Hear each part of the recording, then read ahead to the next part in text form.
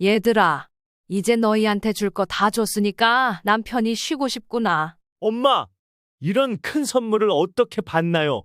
평생 잊지 않을게요. 어머니, 눈물이 나요. 이제는 제가 효도하겠습니다.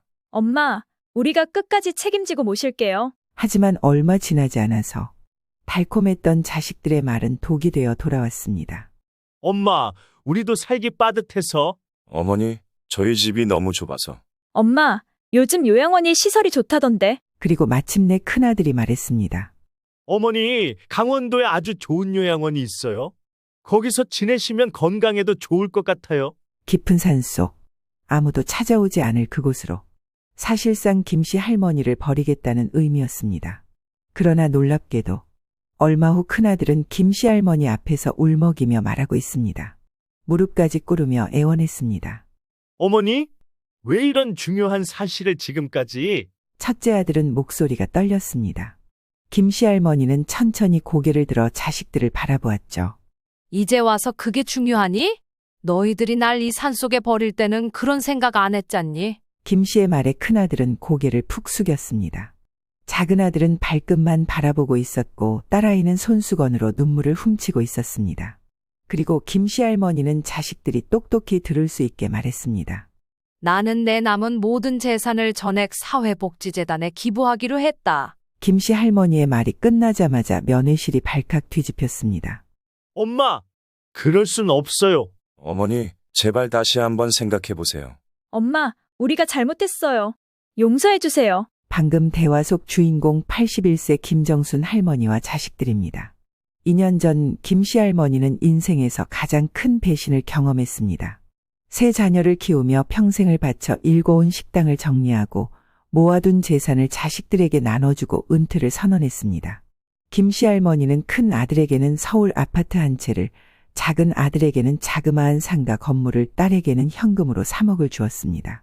자식들은 눈물을 흘리며 고마워했습니다. 엄마, 평생 잊지 않을게요. 어머니, 이제는 저희가 모실게요. 그렇게 말하며 제 손을 잡았던 게 엊그제 같은데 김씨 할머니는 은퇴 후 처음 몇 달은 좋았습니다. 자식들이 돌아가며 김씨 할머니를 모시겠다고 했고 큰 며느리는 매일 아침 영양식을 챙겨주기까지 했습니다. 하지만 시간이 지날수록 자식들의 태도가 달라지기 시작했습니다. 엄마, 우리도 살기 빠듯해요. 이제 독립해서 사시는 게 어떠세요? 어머니, 저희 집이 좁아서 모시기가 힘들 것 같네요. 엄마, 요양원이 요즘 시설도 좋고 같은 연세의 친구들도 만날 수 있대요. 결국 어느 날 큰아들이 김씨 할머니를 강원도 산속 요양원으로 모시겠다고 했습니다. 깊은 산속에 있는 그곳은 사실상 김씨 할머니를 버리겠다는 의미였습니다. 하지만 김씨 할머니는 묵묵히 따라 나섰습니다. 왜냐고요? 김씨 할머니에게는 숨겨둔 비밀이 있었기 때문입니다. 자식들에게 나눠준 재산 말고도 김씨 할머니 통장에는 자그마치 100억이 넘는 돈이 있었습니다. 김씨가 20년 전 우연히 매입한 땅이 재개발되면서 생긴 돈이었죠. 하지만 김씨 할머니는 이 사실을 자식들에게 알리지 않았습니다. 자식들의 진심을 보고 싶었기 때문입니다.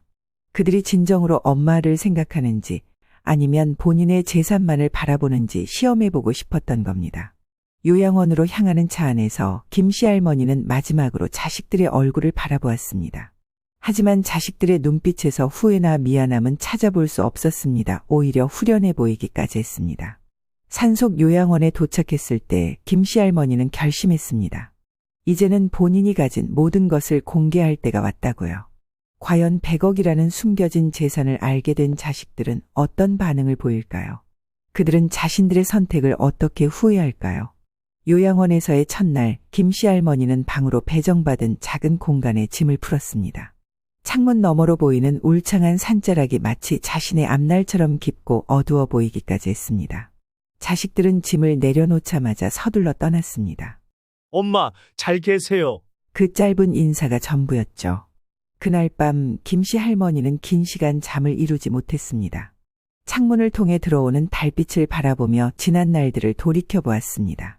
남편과 사별하고 혼자서 식당을 운영하며 자식들을 키워온 세월.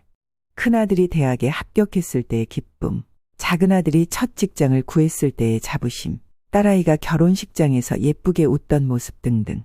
추억은 꼬리에 꼬리를 물었고 동시에 고민도 더더욱 깊어만 갔습니다. 다음 날 아침 김씨 할머니는 결심이 서자 변호사에게 연락했습니다. 오랫동안 김씨 할머니가 믿고 의지해온 분이었습니다. 변호사님, 이제 때가 된 것 같습니다. 변호사는 곧장 요양원으로 찾아왔고 구체적인 계획을 세웠습니다. 첫 번째로 김씨 할머니는 보유한 100억 원의 재산 내역을 정리했습니다. 20년 전 매입한 땅은 재개발이 확정되면서 88억 원의 가치를 가지게 되었고 그동안의 모든 투자 수익과 적금을 정리해보니 정확히 103억이 되었습니다. 모든 서류를 깔끔하게 정리한 후 변호사는 자식들에게 연락했습니다. 어머님께서 긴급한 가족회의를 소집하셨습니다. 내일 오후 2시 요양원 면회실로 와주시기 바랍니다. 자식들의 반응은 예상대로였습니다. 처음에는 귀찮아하는 목소리였죠. 바쁜데 갑자기 무슨 일이에요?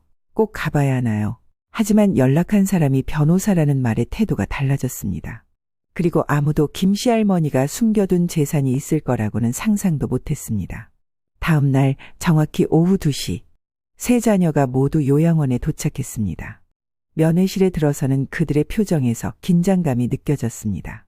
그도 그럴 것이 혹시 물려받은 재산을 돌려달라는 건 아닌지 하는 불안 말이죠. 하지만 변호사가 서류 가방을 꺼내자 자식들의 눈빛이 달라지는 게 보였습니다.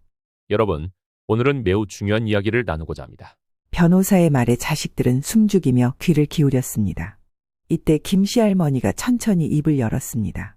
너희들에게 하고 싶은 말이 있구나. 동시에 서류 봉투를 열자 자식들의 눈이 휘둥그레졌습니다. 통장 사본과 부동산 계약서, 투자 내역서가 차례로 나왔죠.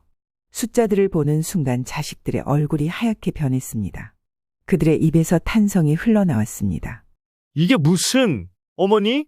설마 100억이라고요? 방 안의 공기가 얼어붙은 것 같았습니다. 자식들은 서로의 얼굴을 쳐다보더니 이내 고개를 떨구었죠.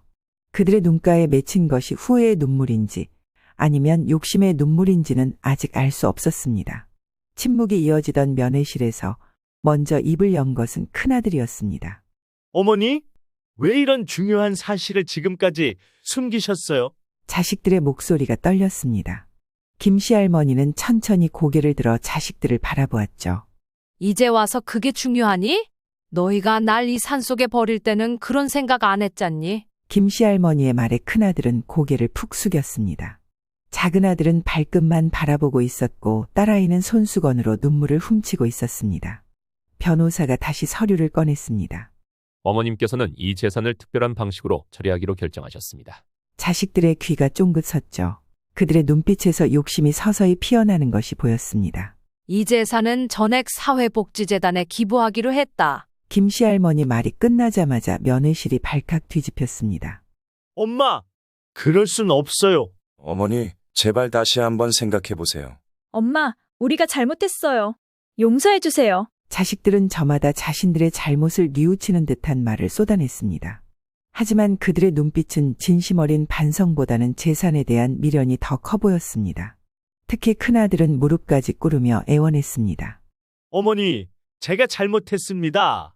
다시 모시겠습니다. 우리 집으로 돌아가시죠. 이제는 정말 잘 모시겠습니다. 변호사가 다시 말을 이었습니다.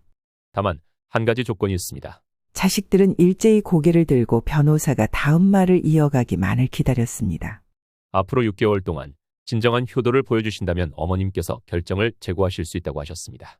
자식들의 눈이 반짝였습니다. 그들의 표정에서 희망과 계산이 교차했죠. 큰아들이 제일 먼저 일어났습니다. 어머니, 당장 짐을 싸서 우리 집으로 가시죠. 이제 제가 직접 모시겠습니다. 하지만 김씨 할머니는 고개를 저었습니다. 난 여기 있을 거야. 너희가 진심으로 달라졌는지 여기서 지켜보면서 판단하려고 해. 자식들은 당황한 기색이 역력했습니다. 그들은 서로 눈치를 보더니 이내 각자의 방식대로 김씨 할머니를 설득하기 시작했죠.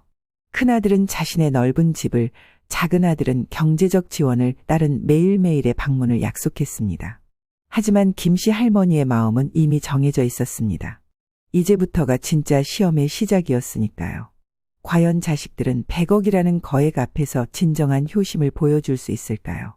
아니면 또다시 허울뿐인 가식을 보여줄까요?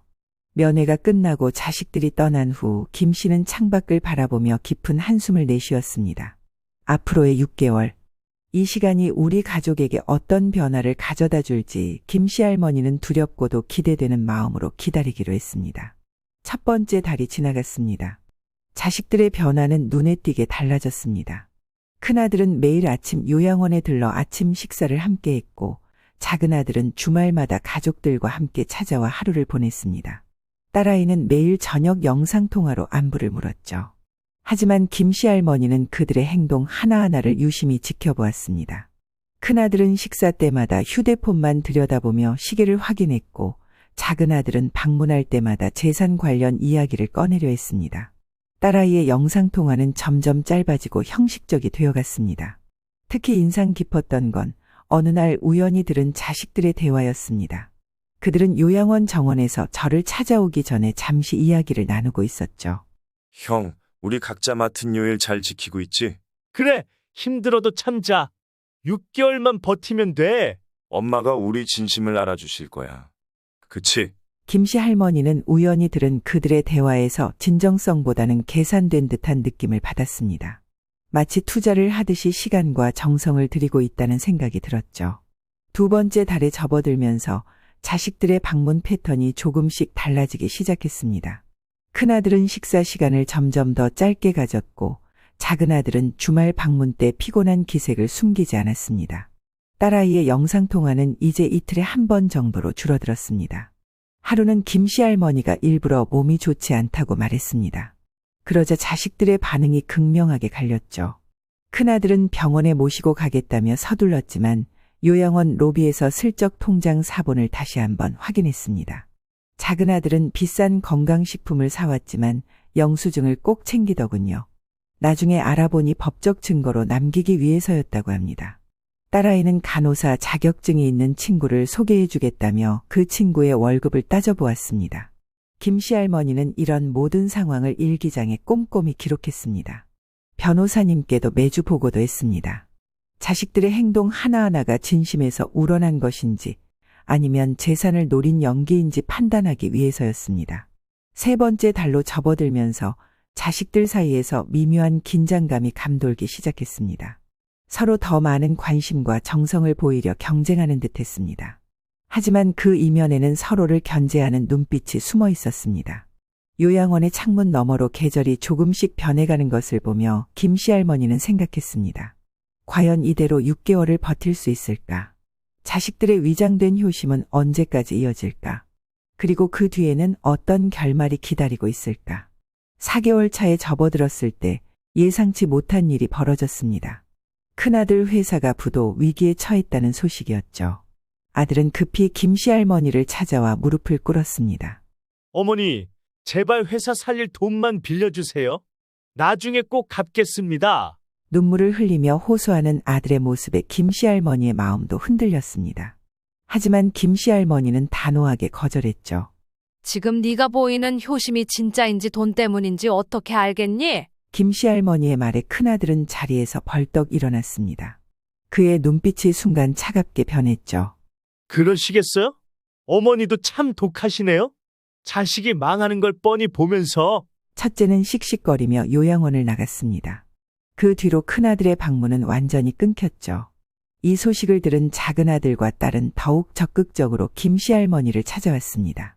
마치 큰아들의 빈자리를 채우려는 듯했죠. 하지만 그들의 행동엔 이전보다 더 노골적인 계산이 엿보였습니다. 작은아들은 이제 매일같이 재산 관리 방안을 제시했습니다. 어머니, 제가 사업가인데 이런 큰 돈은 전문가의 관리가 필요합니다. 제가 맡아서 관리해 볼게요. 딸은 수시로 요양원 생활이 불편하지 않냐며 자신의 집으로 모시고 가겠다고 했죠. 5개월 차가 되자 자식들 사이에 갈등이 폭발했습니다. 어느 날 세 남매가 동시에 요양원을 찾아왔는데 서로를 보자마자 언성을 높이기 시작했죠. 형은 이제 자격 없어. 회사도 망하기 직전이면서.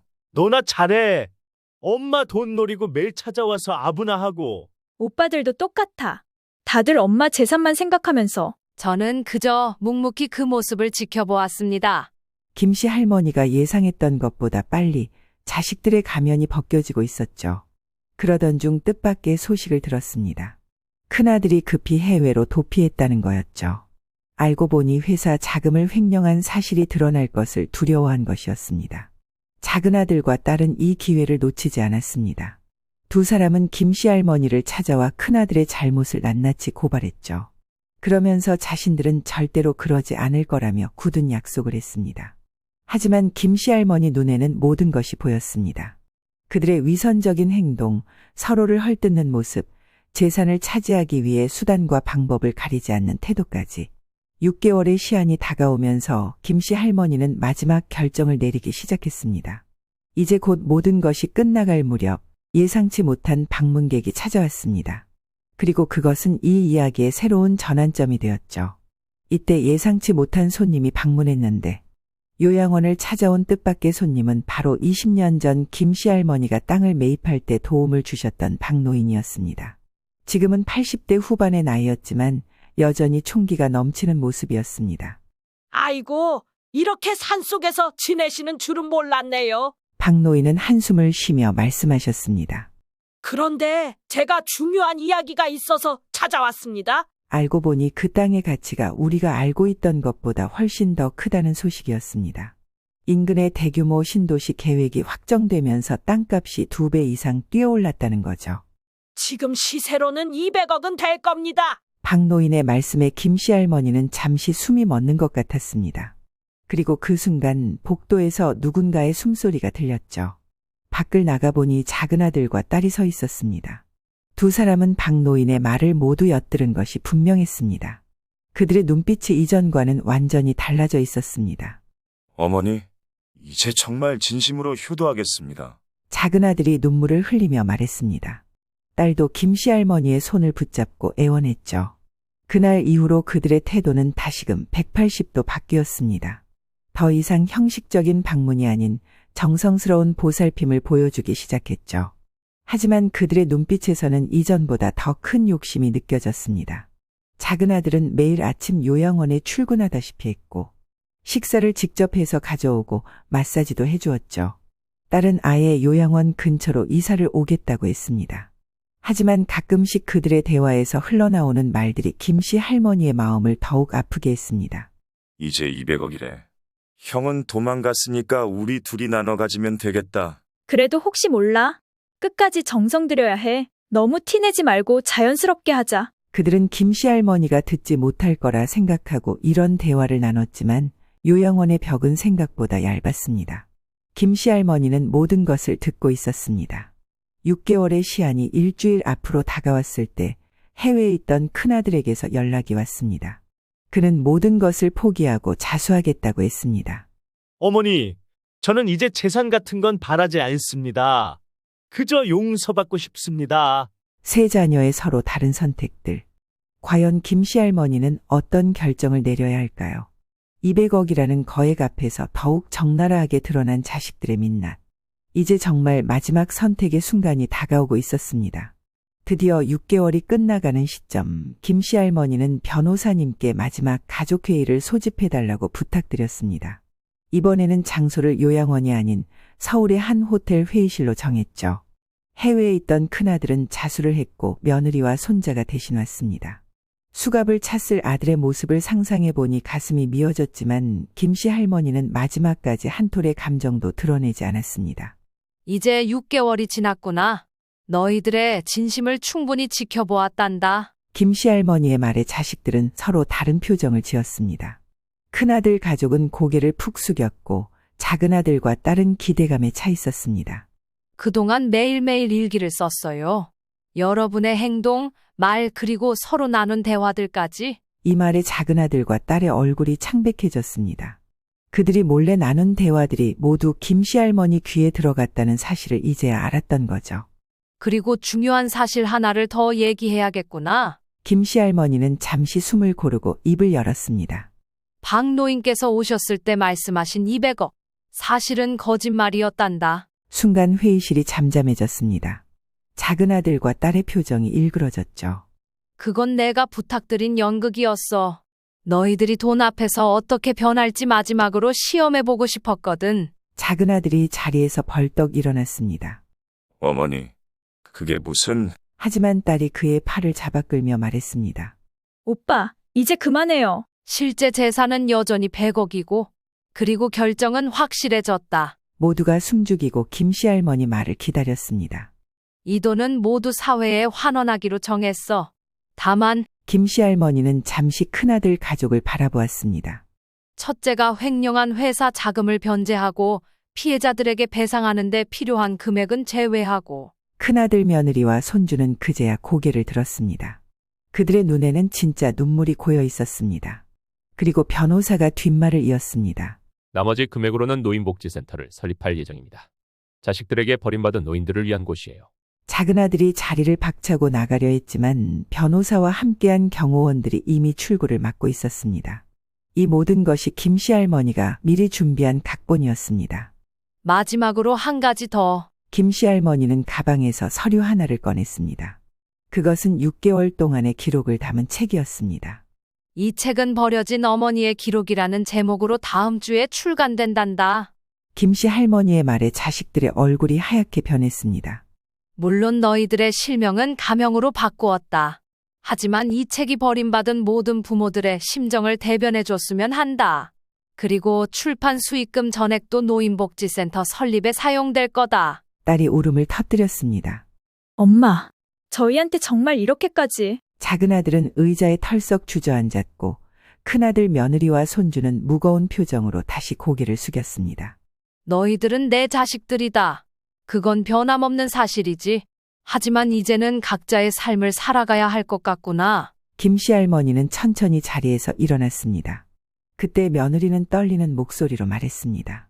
어머니, 저는 남편 수감 생활이 끝나면 노인복지센터에서 자원봉사를 하고 싶습니다. 남편과 제가 저지른 잘못을 조금이나마 갚고 싶어서요. 처음으로 진심이 담긴 말이었습니다. 김씨 할머니는 잠시 바라보다가 고개를 끄덕였습니다. 그래. 그때가 되면 다시 만나자꾸나. 작은아들은 끝내 아무 말도 하지 못했습니다. 그저 주먹을 움켜쥐고 있었습니다. 딸은 흐느끼며 김씨 할머니에게 다가왔지만 김씨 할머니는 조용히 손을 들어 그녀를 멈춰 세웠습니다. 이제 난 더 이상 산속 요양원에 있지 않고 새로 설립할 노인복지센터에서 지낼 예정이다. 그곳에서 나처럼 마음의 상처를 입은 어르신들과 함께 지내려고 한단다. 그렇게들 알고 있어라. 변호사가 마지막 서류를 자식들 앞에 놓았습니다. 그것은 앞으로 김씨 할머니가 설립할 노인복지센터의 운영 계획서였죠. 이제 너희들도 돌아가. 각자의 삶에서 진정한 행복이 무엇인지 찾았으면 좋겠고, 돈이 전부가 아니라는 걸 이제는 알았길 바란다. 회의실을 나서는 순간 김씨 할머니는 등 뒤에서 흐느끼는 소리를 들었습니다. 하지만 뒤돌아보지 않았습니다. 복도를 걸어가며 김씨 할머니는 생각했습니다. 이것이 정말 최선의 선택이었을까? 하지만 곧 마음을 다잡았죠. 때로는 가장 아픈 선택이 가장 옳은 선택일 수 있다는 것을 깨닫는 순간이었습니다. 그로부터 1년이 지났습니다. 행복한 노후의 집이라는 이름의 노인복지센터가 문을 열었고 김씨 할머니는 이곳에서 새로운 삶을 시작했습니다. 김씨 할머니의 책은 베스트셀러가 되었고 많은 분들이 비슷한 사연을 가지고 찾아오셨습니다. 자식들에게 버림받은 부모님들, 재산 때문에 가족과 갈등을 겪는 어르신들, 서로의 이야기를 나누며 위로를 주고받았죠. 큰아들은 2년형을 선고받고 수감 생활을 하고 있습니다. 매달 편지를 보내오는데 그 글에서 진정한 반성의 기미가 보였습니다. 횡령했던 돈은 김씨 할머니가 전액 배상했고 피해자들과도 원만히 합의를 봤습니다. 그러자 조만간 사회로 돌아온다는 편지도 받아보았습니다. 작은아들은 사업에 실패하고 지방으로 내려갔다고 합니다. 가끔 복지센터 앞까지 왔다가 들어오지 못하고 돌아간다는 소식을 직원들에게 듣습니다. 아마도 아직 용기가 나지 않는 모양입니다. 딸은 달라졌습니다. 처음에는 재산 문제로 남편과 크게 다퉜다고 하더니 결국 부부가 함께 상담을 받기로 했다고 합니다. 이제는 한 달에 한 번씩 복지센터에 와서 조용히 봉사활동을 합니다. 엄마, 제가 너무 어리석었어요. 돈보다 소중한 게 있다는 걸 이제야 알았어요. 얼마 전 딸이 봉사활동을 마치고 돌아가며 한 말입니다. 김씨 할머니는 그저 미소로 답했습니다. 때로는 말보다 침묵이 더 많은 것을 전할 수 있다는 걸 알게 되었거든요. 복지센터에는 이제 30명의 어르신들이 함께 지내고 계십니다. 모두 매일 아침 함께 운동을 하고 오후에는 각자의 취미 활동을 즐깁니다. 김씨 할머니는 옛날 식당 운영 경험을 살려 요리 교실을 열었습니다. 김정순 선생님, 덕분에 이제 손주들한테 맛있는 음식 해줄 수 있게 됐어요. 선생님, 우리도 이제 가족이에요. 그쵸? 어르신들의 말씀에 김씨 할머니는 눈시울이 붉어졌습니다. 그렇습니다. 피는 물보다 진하다고 하지만 때로는 마음으로 맺어진 인연이 더 소중할 수 있다는 걸 이제야 알았습니다. 김씨 할머니는 가끔 밤에 혼자 창밖을 바라보며 생각합니다. 자신이 한 선택이 과연 옳았는지. 하지만 복지센터에서 웃음소리가 들려올 때마다 확신이 듭니다. 잃은 것보다 얻은 것이 더 많다는 걸. 그리고 무엇보다 진정한 행복이 무엇인지 알게 되었다는 것을. 유난히 매서웠던 겨울이 지나고 어느 따뜻한 봄날이었습니다. 복지센터 정원에서 꽃을 가꾸고 있는데 익숙한 목소리가 들려왔습니다. 어머니? 고개를 들어보니 큰아들이 서 있었습니다. 수감 생활을 마치고 출소한 후 처음 보는 얼굴이었죠. 많이 수척해져 있었지만 눈빛만은 맑아져 있었습니다. 그동안 정말 죄송했습니다. 아들은 떨리는 목소리로 말을 이었습니다. 이제야 찾아뵙는 것도 죄송해요. 출소하고 나서 제 자신부터 추스르고 싶었거든요. 알고 보니 첫째는 출소 후 노인복지 관련 공부를 시작했다고 합니다. 자격증도 따고 봉사활동도 꾸준히 해왔다고 하더군요. 어머니가 하신 선택이 저를 살렸습니다. 돈만 밝히던 제가 이제는 다른 사람을 위해 살고 싶어요. 그날 저녁 작은 아들과 딸도 찾아왔습니다. 세 남매가 오랜만에 한자리에 모였죠. 그들은 서로를 바라보며 어색한 미소를 지었습니다. 어머니, 저희가 새로운 제안을 하나 하고 싶은데 딸이 조심스럽게 말을 꺼냈습니다. 저희가 함께 이 복지센터를 돕고 싶어요. 큰아들은 전문 자격을 살려 프로그램을 기획하겠다고 했고 작은 아들은 후원자를 모으는 일을 하겠다고 했습니다. 딸은 주말마다 공연 봉사를 오겠다고 하더군요. 이제 저희가 진정한 가족의 의미를 알았어요. 자식들의 눈에는 더 이상 욕심이 보이지 않았습니다. 대신 진심 어린 반성과 새로운 시작에 대한 기대가 담겨 있었죠. 김씨 할머니는 지금까지 그래왔듯이 그들의 제안을 받아들였습니다. 하지만 한 가지 조건을 달았습니다. 돈이나 재산을 바라지 말고 오직 봉사와 사랑의 마음만 가지고 올 것. 자식들은 고개를 끄덕였고 그날부터 김씨 할머니 가족은 새로운 이야기를 써내려가기 시작했습니다. 지금도 매주 토요일이면 우리 가족은 복지센터에 모입니다. 어르신들과 함께 웃고 이야기하며 진정한 행복이 무엇인지 배워가고 있습니다. 돈 때문에 깨어졌던 가족이 이제는 사랑으로 다시 하나가 되어가고 있습니다. 때로는 인생에서 가장 큰 시련이 가장 값진 선물이 될 수 있다는 걸 우리 가족들은 이제야 알았습니다. 그리고 마지막으로 한마디 덧붙이고 싶습니다. 여러분, 가족의 진정한 의미는 재산이나 돈이 아닙니다. 서로를 이해하고 용서하며 사랑하는 마음, 그것이 바로 진정한 효도이자 행복이랍니다. 여러분은 이런 김씨 할머니의 이야기를 어떻게 들으셨나요? 여러분이 만약 주인공 김씨 할머니라면 오늘 이야기 속 3명의 자녀들과 며느리가 진짜 내 자식들과 며느리라고 생각했을 때 어떻게 대처하셨을 것 같으신가요? 김씨 할머니가 잘했다는 생각이 드시나요? 이와 관련해서 여러분의 자유로운 생각들을 댓글에 남겨주세요. 더불어 우리 구독자 여러분의 행복한 노후를 응원합니다.